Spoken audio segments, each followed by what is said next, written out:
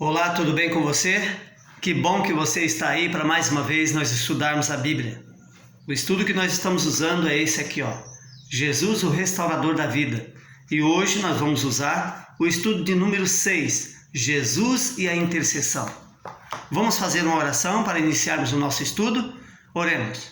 Amado Deus e Pai que estás nos céus, pedimos nesse momento a tua orientação para que o estudo seja proveitoso para a nossa vida. Abençoa-nos, ó Deus, em nome de Jesus. Amém. Se você quiser receber esse material, já sabe. Coloque lá na descrição do vídeo que você recebeu. Eu quero estudar a Bíblia. E nós vamos entrar em contato com você e você vai receber esse material nas suas mãos. Ok? Vamos para o estudo de hoje. O estudo de hoje vem falando sobre a intercessão. A intercessão.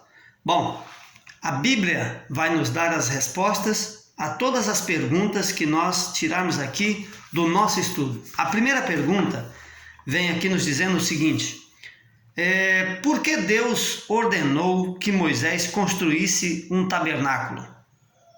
Lembra quando o povo de Deus saiu lá do Egito, onde eles eram escravos e caminhavam pelo deserto? Deus mandou que construísse um tabernáculo.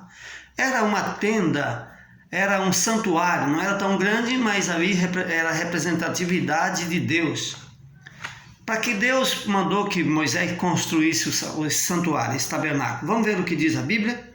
No livro de Êxodo, capítulo 25 do livro de Êxodo, vamos ver o que diz.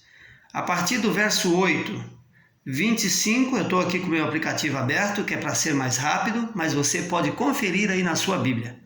Você tem Bíblia? Se você não tiver, também vamos dar um jeito, viu? De você estudar a Bíblia. Bom, vamos ver o que diz. 25, versículo 8. Por que Deus mandou que Moisés construísse o tabernáculo?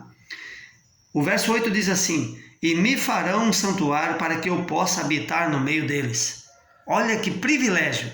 Deus mandou que fosse feito um santuário porque Deus queria morar junto com o seu povo. Que maravilha isso, né? Que Deus maravilhoso!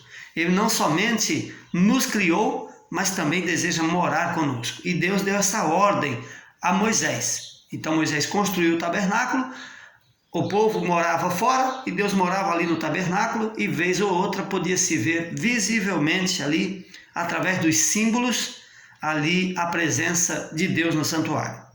A próxima pergunta, ela nos envia para o livro de Hebreus. No livro de Hebreus, o capítulo é o 8, versos 5 e verso 6.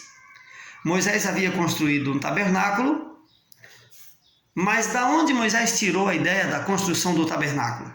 O tabernáculo que Moisés construiu no deserto foi feito a partir de qual modelo? Vamos ver o que diz a Bíblia? Hebreus capítulo 8, versos 5 e verso 6.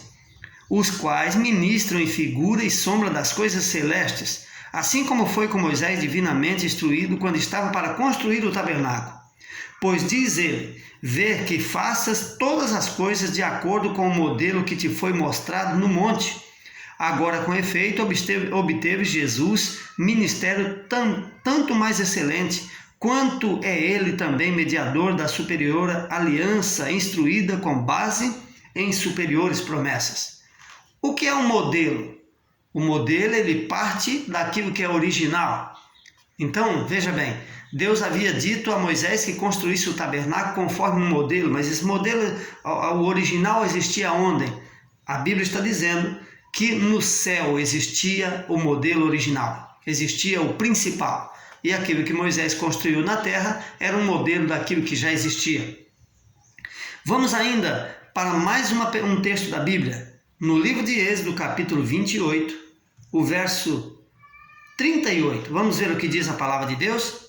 A pergunta diz assim: em que consistia a cerimônia diária do santuário terrestre? 28, verso 38. Vamos ver o que diz?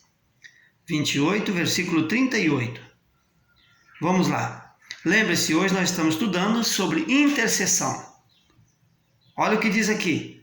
Falando de Arão, que era o chefe do santuário, que era o ministro do santuário, a Bíblia diz assim, verso 38. E estará sobre a testa de Arão para que leve a iniquidade concernentemente às coisas santas que os filhos de Israel consagrarem em todas as ofertas de suas coisas santas. Sempre estará sobre a testa de Arão, para que ele seja aceita perante o Senhor. Percebeu aqui? Arão fazia o papel de intercessor. As pessoas vinham até Arão e Arão ia até Deus. Arão ficava ali no meio, entre o ser humano e Deus. Ele era o intercessor. Olha só, o texto, a pergunta diz assim: em que consistia a cerimônia diária do santuário terrestre? Intercessão. Arão servia, fazia esse papel de intercessão.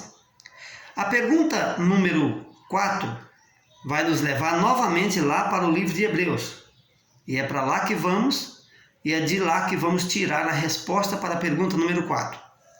Qual é a obra de Jesus como sumo sacerdote no santuário celestial? Lembra? Santuário terrestre, santuário celestial. Santuário terrestre, Arão fazia o papel de intercessão. E no santuário celestial? Vamos ver o que a Bíblia diz. Capítulo 8, verso 1 e 2 do livro de Hebreus. Ora, é essencial que as coisas que temos dito e que possuímos tal sumo sacerdote que se assentou à destra do trono da majestade no céu, como ministro do santuário e o verdadeiro tabernáculo que o Senhor erigiu, e não o homem. Quem é o intercessor no céu? Jesus Cristo. Na terra, Arão, naquele período, fazia o papel de intercessão. E no céu, Jesus Cristo faz o papel de nosso intercessor junto a Deus. Ele é o mediador, é Ele que faz essa ligação, é Ele que faz aí com que nós possamos nos aproximar de Deus. Quer uma audiência com Deus? Primeiro, Jesus Cristo. Muito bem, Ele é o nosso intercessor. Ainda no livro de Hebreus, o capítulo 9, vamos ver o que diz? Hebreus, o capítulo 9, da pergunta número 5, vem dizendo o seguinte: por que o santuário celestial precisava ser purificado? Opa! Compreende? Lá no santuário terrestre, uma vez por ano, o santuário terrestre que ficava ali salpicado com sangue, era necessário passar por uma purificação. Ficava muito sujo. Toda intercessão, todo sacrifício, um pouquinho do sangue era ali jogado nas cortinas. Agora, e no céu? Vamos ver o que diz aqui o livro de Hebreus? Hebreus, o capítulo 9, porque o santuário celestial precisava ser purificado. A pergunta número 5, Hebreus capítulo 9, 23 e verso 24. Olha lá. Acompanhe comigo aí, abra sua Bíblia também. Aqui a gente está sendo mais rápido, mas você pode pausar o vídeo aí, pode pausar, procurar com calma na sua Bíblia, para que você obtenha as respostas. Tá bom? É muito importante que você procure na palavra de Deus a resposta. Eu estou lendo aqui, mas é importante que você também leia aí, acompanhe. Então vamos lá. Capítulo 9, verso 23. Era necessário, portanto, que as figuras das coisas que se acham nos céus sejam purificadas com tais sacrifícios, mas as próprias coisas celestiais com sacrifícios e a eles superiores. Porque Cristo não entrou em santuário feito por mão humana, figura do verdadeiro, porém no céu, para comparecer perante Deus por nós. Olha que interessante. Por que o santuário celestial precisava ser purificado? Você já parou para pensar? Assim como lá no santuário terrestre as pessoas confessavam os seus pecados e ali sacrificavam o animal, também é necessário que Jesus Cristo, como nosso intercessor, ali ouvindo nossas orações, leve até Deus. E uma vez, e a gente não sabe quando será, mas sabemos que também, assim como existia lá no santuário terrestre, também é no celestial, o dia da expiação é o dia de purificação. Compreende? Então, no céu também, embora lá não tenha o sacrifício de animais, o santuário precisaria também ser purificado. Porque todos os dias nós confessamos nossos pecados a Jesus Cristo. E esses pecados são levados até Deus. Compreende? Vamos ver o que diz o próximo texto? A pergunta número 6. O que Jesus faz quando nós confessamos os nossos pecados? Olha o que diz aqui. 1 João. Vá aqui no livro de 1 João. Abrimos aqui. 1 João, capítulo 1, versículo 9. Vamos ver o que diz? Olha só, lembre-se, nós estamos falando de purificação do santuário, de intercessão de Jesus Cristo. E olha o que diz o verso 9. Diz assim: se confessarmos os nossos pecados, Ele é fiel e justo para nos perdoar dos pecados e purificar de toda a injustiça. Quem é o nosso purificador? Quem é que perdoa nossos pecados? Jesus Cristo. Ele é o nosso intercessor junto a Deus, Ele é que nos purifica de todo o pecado quando nós confessamos a Ele. Portanto, queridos, se temos alguém diante de Deus que sabe como fazer purificação, é Jesus Cristo. E não importa quão sujo nós estejamos ou quão sujo nossos pecados nos tornou, Jesus Cristo está pronto a nos perdoar. Peça perdão a Ele, suplique a Ele o perdão e Ele vai te perdoar e vai fazer de você uma nova criatura. Vamos para a próxima pergunta. A pergunta número 7, e essa agora vem falando sobre o livro do Apocalipse. É o último livro da Bíblia. Pergunta número 7. O que acontecerá quando Jesus terminar o seu ministério no santuário celestial? O que vai acontecer? Jesus, quando terminar o seu ministério no santuário celestial. Agora ele está lá. Vamos ver o que diz a Bíblia? Apocalipse 14, o verso 14. Vamos ver o que diz. 14. Olhei, e eis uma nuvem branca, e sentado sobre a nuvem, um semelhante ao Filho do Homem, tendo na cabeça uma coroa de ouro, e na mão uma foice afiada. Vamos um pouquinho mais adiante? O verso 20. Olha o que diz o verso 20. E o lagar foi pisado fora da cidade, e correu sangue no lagar, até os freios dos cavalos, numa extensão de 600 estádios. Olha só, a Bíblia está dizendo que Jesus Cristo, quando saiu ou quando terminou a sua função de intercessor, o que ele vai fazer? A Bíblia está dizendo que ele vai voltar nas nuvens do céu. Olha só.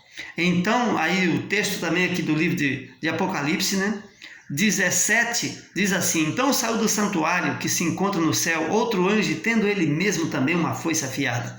E saiu do altar o outro anjo, aquele que tem autoridade sobre o fogo, e falou com grande voz, e tinha nas mãos uma foice afiada, dizendo: toma a foice afiada e ajunta os cachos de videira, porquanto as suas uvas estão amadurecidas. Jesus está vindo buscar a sua igreja. Agora ele está fazendo o papel de intercessor, dando-nos oportunidade. Mas daqui a pouco, Jesus vai deixar esse ministério de sacerdote ali para interceder por nós e virá buscar. E a Bíblia diz que ele vem colher aqueles que estão prontos. É por isso que aparece aqui a descrição de uma foice. A foice é o instrumento de colheita. E Jesus está vindo nas nuvens do céu buscar os seus. Olha o que diz a última pergunta. A última pergunta nos diz para irmos até o livro de 1 João. Que segurança o trabalho de Cristo no santuário nos dá?